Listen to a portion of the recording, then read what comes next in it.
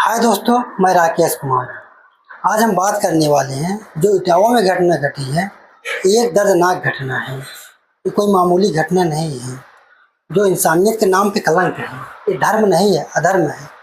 जो अन्याय किया गया है उसके साथ, वो भी जात के नाम पे अन्याय किया गया है।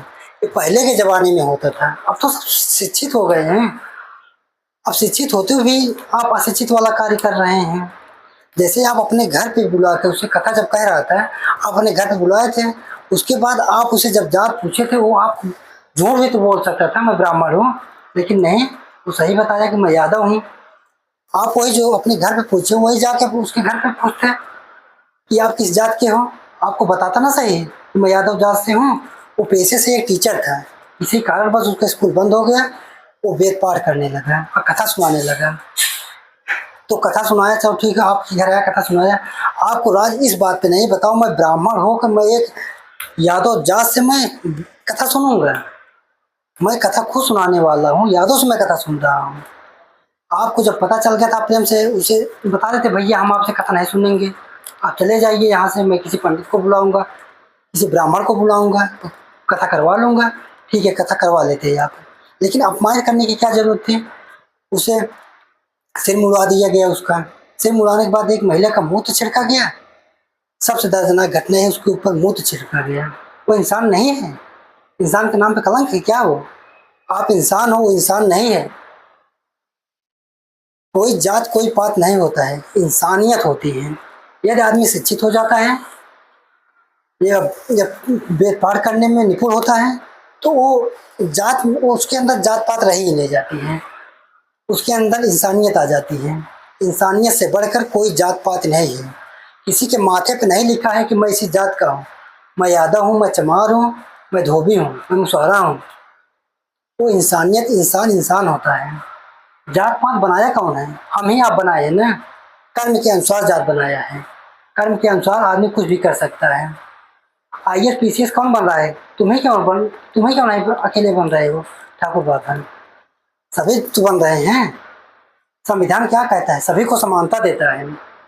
कहीं पे लिखा है कि इस जात के लोग ये पाठ करेंगे, इस जात के लोग ये पाठ करेंगे, और ये लोग इस भगवान की पूजा करेंगे, ये लोग इस जात की इस भगवान की पूजा करेंगे। भगवान बांटा नहीं गया है, ईश्वर एक है। चाहे जिस नाम पे पूजोगे, बस ईश्वर ईश्वर होता है। आप लोग लड़ा रहे हैं, आप पता नहीं किस क्या ज्ञान ज्ञान पाए हैं जात के नाम पे। आप बताओ, जात पात पे अब इस पे क्या हो गया? जात पात पे लड़ेंगे आदमी। एक मछली के कारण सारा तालाब गंदा हो जाता है। ठीक उसी प्रकार एक ही ब्राह्मण किया है, लेकिन उसमें सभी गंदे हो रहे हैं। लेकिन ये अच्छी बात नहीं है। सभी ब्राह्मण ऐसे नहीं हैं। सभी के अंदर इंसानियत है। पता नहीं कैसे आप कर दिए। तो ठीक है, एक आदमी गड़बड़ हो गया, उसका माइंड उस समय काम नहीं किया, जो किया वो कर दिया। लेकिन आस पास के जो वहाँ पर थे, बजरंगबली के जो जयकारा बोल रहे थे, उनको तो सोचना चाहिए मैं क्या कर रहा हूँ। इंसान के नाम पर इंसानियत के नाम पर धब्बा धब्बा लगा रहा हूँ। ये अच्छी बात नहीं है।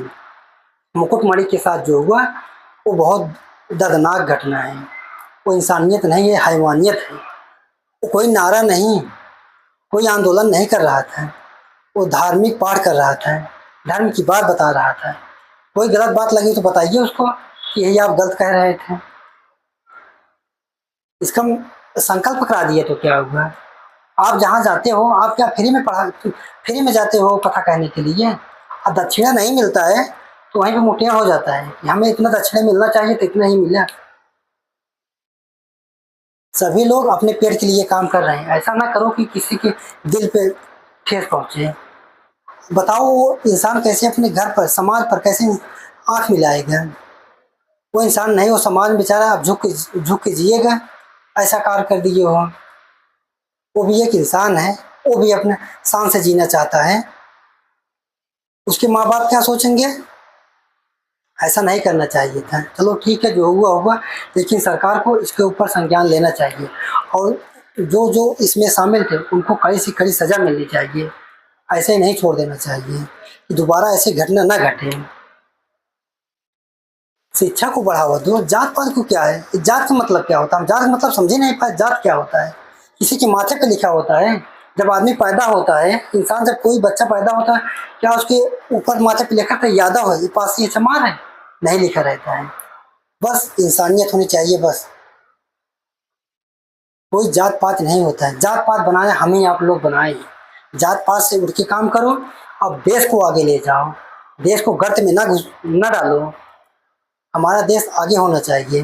अब बताओ, ब्रिटेन और चीन जो सबसे पीछे आज़ाद हुआ और कितना आगे चला गया है, और उसके बाद रूस कितना आगे चला गया। हम आप भी, हाँ हमारा देश भी सबसे आगे जा सकता है। बस क्या क्या बात है, बस वही जात पात पे आके फंस जाता है, उस लोगों के कारण बदनाम हो जाते हैं। बस ये जात पात छोड़नी चाहिए, ये जात पात अच्छी बात नहीं है।